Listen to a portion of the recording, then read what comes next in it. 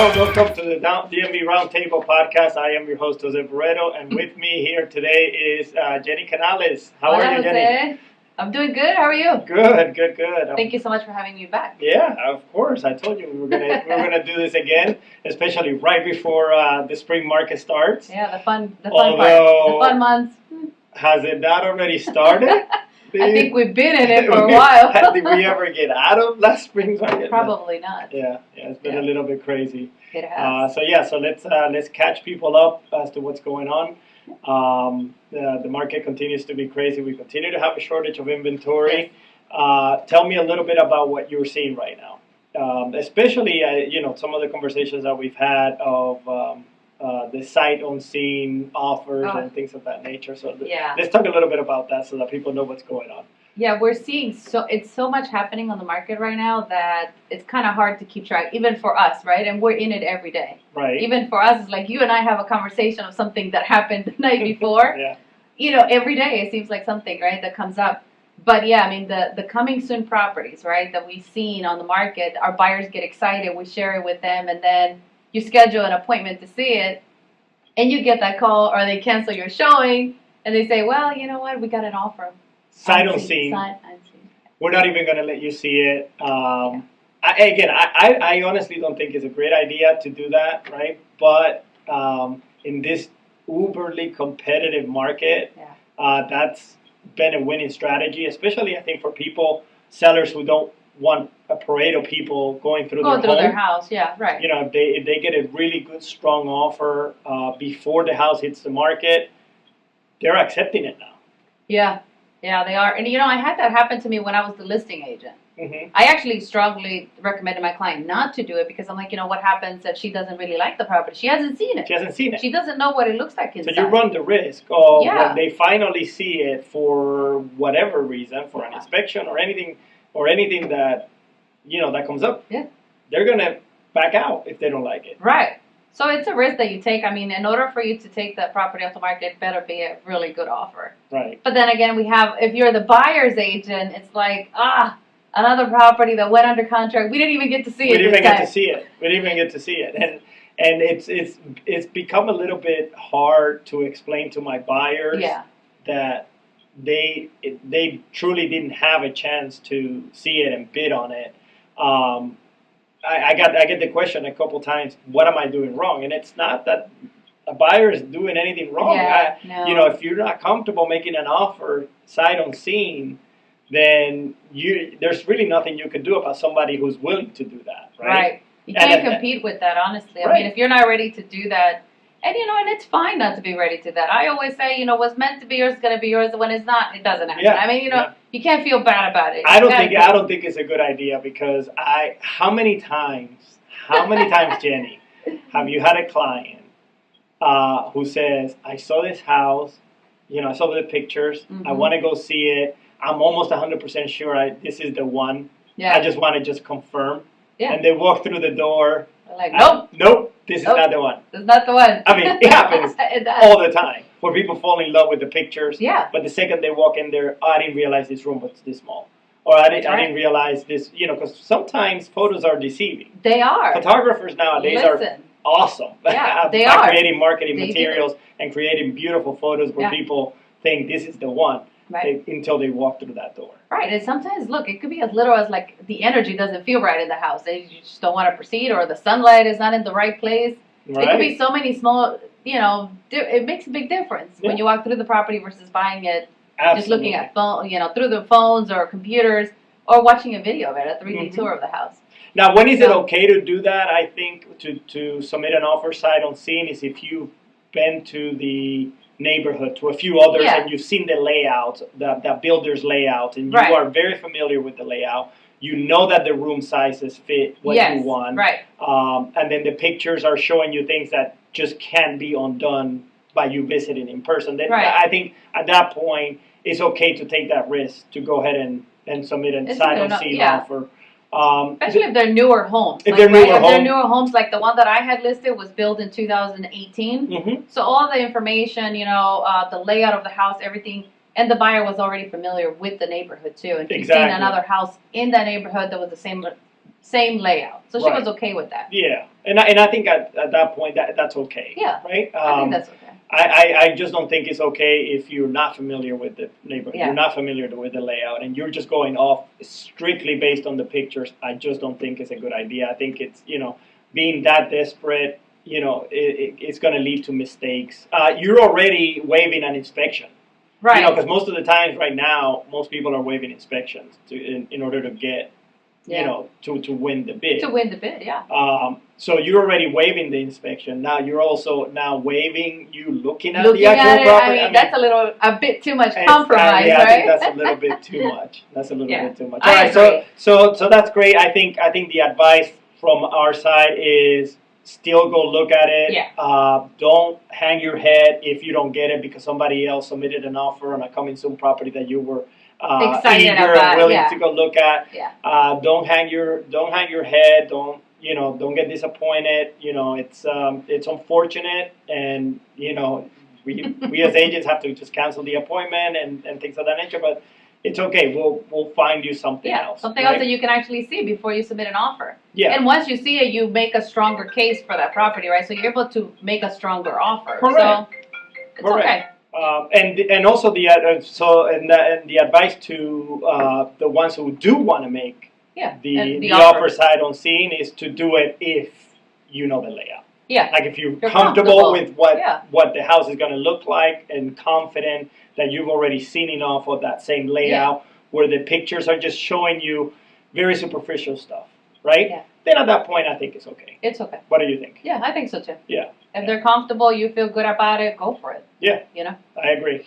Now we can switch really quickly to our sellers. My excited and part. sometimes the frustration that they're going through. One of the other things that we're seeing is buyers agents making an offer. Yes. Being accepted by our sellers and then being pull out the same day, the day after it's been fully ratified. Yes. Why is that happening? Honestly, I am shocked of what's happening. Yeah. What I'm seeing, it's very frustrating. We have a theory. We have a theory. Okay, the theory is that there are agents out there making offers on multiple houses. I think so. Right? I mean that's our theory. Because it's happening where they say, okay, they're eager to get it accepted. They're pounding me every hour on the hour, texting me, calling me. Let's get this done. Let's get this done. Finally, we get it done. And then a day later, I get a call saying, "Oh, hey, my buyers had a change of heart." And it's typically like the same day or the day after. Yes. It's like right away. Yeah. They're Yeah. So I'm assuming that our theory is that maybe they submitted 2 offers, 2 or more, and they got called back from the one they really wanted. Right. We were not the first choice. We were their backup, or that property happens to be the backup. Yes. Yes. And again, we're not seeing it in every property, but we are starting to see that as a pattern, as something that's happening now. It's happened to me at least 5 times. Mm-hmm. Over the course of the last 3 months, it's happened to me, and it's very frustrating and it's very difficult to explain to my sellers. To the sellers, yeah. Luckily, and this is having multiple offers on each property, right? Because we get an average of 3 to 5 offers. Right. And the one we accept is the one that pulls out at the end, when we're like already ratified. Yep. I mean, this happened to me just recently. Remember I was telling you? Yeah, we were just having that conversation. We accepted an offer on Monday. Yeah. The guy emailed me saying, no, my buyers had a change of heart. They had a backup offer on another property that they were accepted on, so we're getting out of yours. Here's the release.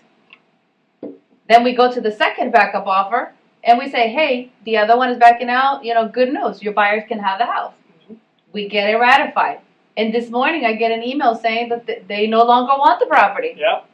On the same, and that's, I mean, again, the theory is, and that nothing has changed, right? No. It's not like they went back to the property, looked at it. It's not like they did an inspection on the property. This is a gorgeous property, by the way. It's a beautiful property, and I'm sitting here like, it's stunned. Like, so the only explanation is that, or at least the only one that I can think of that makes any sense here is that they submitted multiple offers, and I get the frustration from buyers agents. The market has been so competitive, so crazy right now with so many people just submitting offers on the same property that they're hedging their bets by some, even though you're not supposed to do You're that, not supposed right? to do that, yeah. But that's what people are doing right now. They're the agent. You can see the desperation in buyers agents, trying to get their clients offered. I would caution agents not to continue to do that. I mean, look, I represent buyers too. I'm working with buyers. I get it. I'm in the same boat,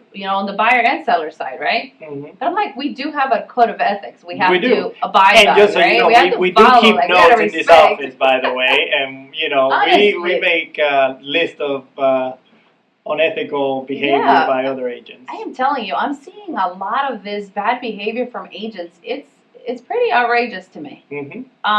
And the fact that happened to me with this client specifically, because some seller, what your buyers have to understand is that once we have a ratified contract, the seller, the minute he has that offer and signed and ratified, he's already moving on with his life, right? Yeah. A lot of times we have a seller that's buying another property. Yes. Yeah. So you're talking about a lot of things that are moving already. My client had already hired movers, gone through the whole process. He's already on the go, already ready to move out of the property. Mm-hmm. And having to give him this bad news twice, Mm-hmm. he's like, what's going on with you realtors is exactly his words. Yeah. Like, what is going on with you people? Like, Yeah. It's like, that's why I don't trust realtors, because he's like, look at this. We have a ratified contract and they're just getting out. Yep. And for no reason. And it's one thing that if you're getting out because the appraised value didn't come in and you don't have the cash. If something happened financially, I get But it. if you're submitting an offer on a property, it's because your intention is because your clients liked it, your intentions are to buy it, and getting out for no reason, it's just because very they changed their mind. Yeah, and I don't believe that, honestly. I don't believe it either. I think, and they're always using the HOA. And these are, by the way, escape clause. These are offers that had zero contingencies. Zero contingencies for the most part. None. Yeah. Right? Because now that's what's winning. Right. Bids, that's what's right? winning bids. On a competitive situation, that's what's winning the bids, right? Yeah. So. And I get it. We have to look after our buyers. We're trying to get them a ratified contract, but we have to follow, specific code of ethics. And we have to be careful what we do. Yeah. And what lines we don't cross, right? When we negotiate, we have to negotiate in good faith. We can't just, be out there saying things we're not supposed to. So it's pretty frustrating. But I get it from both sides. I think the buyers are frustrated and tired. And now the sellers are going to start seeing a lot of these things, I think. Because if I've seen it, it's almost been happening to me a little more often than I wanted to in the last 3 months. So I think, you have to keep an eye out. For buyers out there, just be careful. For sellers out there, just be patient. Let us work through it. It's an ever changing market right now. It's very challenging because of the lack of inventory. But we're getting through things and we're understanding how agents are operating right now. So. Anyway, one last thing we wanted to talk about was the interest rates. They're going up. Right now, they're getting dangerously close to 4%. Yes, right? they are. They are. So what that's going to do is going to affect the market a little bit. It's going to affect affordability for some people. For some buyers, for sure. We in a way it might be a little bit better because it just sort of allows for less buyers to be on the market, and it'll allow maybe sellers now get a little bit more motivated to list their homes. But if you're looking to buy, it's still a good market. Still a good market. Yeah, it's still a good market. It's still a good market. There's still properties. It's just it's just challenging, right? It is, and I would suggest to all the buyers. Now that there's new interest rates are happening, right? Get with your lender. Get an updated pre-approval letter. Look at your numbers. Have them give you an estimate to make sure that you can still afford that because it has changed. And a full estimate, like everything that you're going to pay on a monthly basis. I mean, we're talking about the taxes, HOA, insurance, everything. Yeah. So you have a true number of what your monthly out-of-pocket is going to be for the month. So you're not thinking that you can afford $450 when you have to stay below $430 or even closer to $400. I just did that with my client yesterday. We were going to go see a property that was listed at $399, but they had offers all the way up to $430. My client previously, with the previous interest rates, she could go up to $450. By now, with the new ones, she has to come down a little. Okay, so that's it's very important. It's going to affect your monthly payment. So it's very important to get informed, talk to your lender, talk to your realtor, make sure that you understand that. what Right. has changed financially for you. So just so that everybody knows where we stand today, the rates are now in the high threes. Okay. Okay, Yeah, so that's good. we're closer to the 3.7 average right now. The estimate is by the end of the year we'll be at 4 and grain in 4. It's going to fluctuate because rates fluctuate. Yeah, they It'll do. be right below 4 or right above 4, depending on your particular situation, your credit scores, and things of that nature. And then they're calling for 4.5 by the end of next year. By the end of next year, yeah. So That's what we've just- seen it. Yeah, so that's where you we're know, headed. and again, it's still 4 is still a good rate. 3 in the mid 3s is still a good rate. I mean, the fact that the 2s are gone now, it's unfortunate for a lot of people who try to buy and couldn't buy, Right. and couldn't take advantage of it. I still say try and take advantage of Yeah. of what we have now, because you just don't know. I mean, nobody can predict what the rates are going to be forever.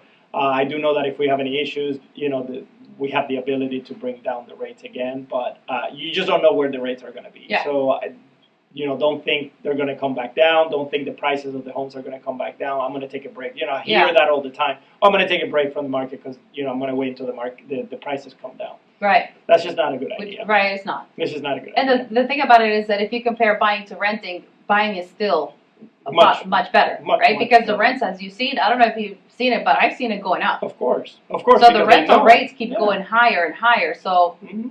you kind of end up being similar, or buying is definitely better. Of course. So as far as the monthly payment, you kind of end up around the same thing or a little bit less. Yeah. So Yeah. buying is still the best. Buying is still it's better, still the best option. Much better. Yeah. So And I would tell buyers, don't get discouraged. I know it's a crazy market out there, but stick with us. We'll get stick you with through. us. We'll We'll get you through. there. Yeah, we'll walk you through the whole process. And, like I said, just kind of revisit all your numbers to make sure that because now we do expect to have more properties going on the market. Oh, yeah, I mean, this I've is coming seen, up.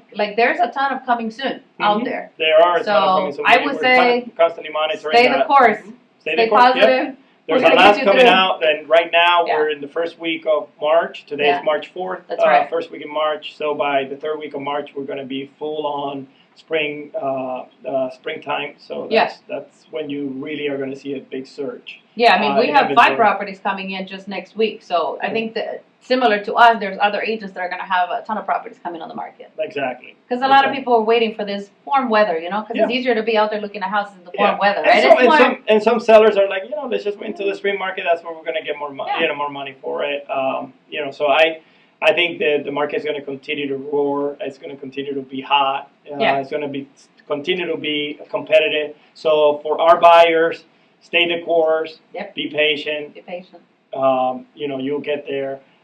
For our sellers, just let us handle your stuff, and as things continue to shift and change, we'll advise you accordingly. So. Yeah, we do. And we always find a solution. That's the thing that I That's always right. try to do. We always try to find a solution to the problem. No matter When what. one drops, we bring another one. Yep. So that's what we've done the whole time with all these Good sellers. for you. We haven't actually gone back to the market. We actually went back to, several offers behind Yeah. to try to still keep his timeline going, right? Of course. Of So course. if you're a seller, need assistance, let us know. If you're a buyer, if you want to sit down, you have questions, let us know. We're here to help. Yep. So, guys, thank you for joining the podcast and joining us for this brief market update. Yeah. Thank you, Jenny, from the DelAria Team. Jenny, how do they contact you real quick? You guys can reach me at 703-499-0111. And yes, this is Jenny with the DelAria Team. Yeah. All right. Thank you for joining Thank me, you. and I'll see you at the next one. Yep. All right, guys. Thank you for being here with us, and we'll see you at the next podcast.